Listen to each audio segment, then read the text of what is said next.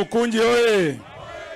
Hebu tusalamiane kwa hewa hivi, kwa hewa tu. Asante. Jambo ni hivi. Mimi mnajua vizuri pamoja na wenzangu, baba alituambia tuzungumze nao watu.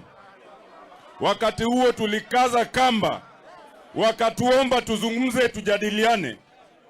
Tukaanza mazungumzo, tukaregesha kamba. Kuregesha hivi wakaanza kututusi. Sasa kwa maoni inaonekana tukiregesha wanatudharau, tukikaza wanatuomba tuzungumze. Leo hii vile wamesikia tunakuja hapa Kamukunji, nasikia wale tulikuwa nao bipartisan wameita press conference kule bunge, ati wanaomba tuanze kuzungumze tena kwa sababu wanajua tumekuja hapa. Halo? Kamukunji mpo? Jambo ni hivi. Kama wanataka watu wa kuzungumza nao, kuna mawakili tutatuma huko. Kama wanataka kotini, kuna mawakili tutatuma huko. Lakini kwa wananchi mnataka nini?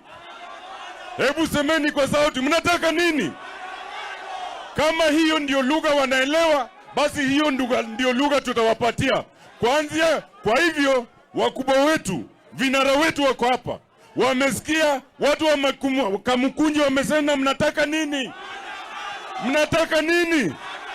Wote wamesikia. Asanteni sana. Mheshimiwa Oron kutoka Kisumu. Mheshimiwa Oron kutoka Kisumu. Vijana oye! Vijana oye! Nikisema finance bill wacha nisikie no.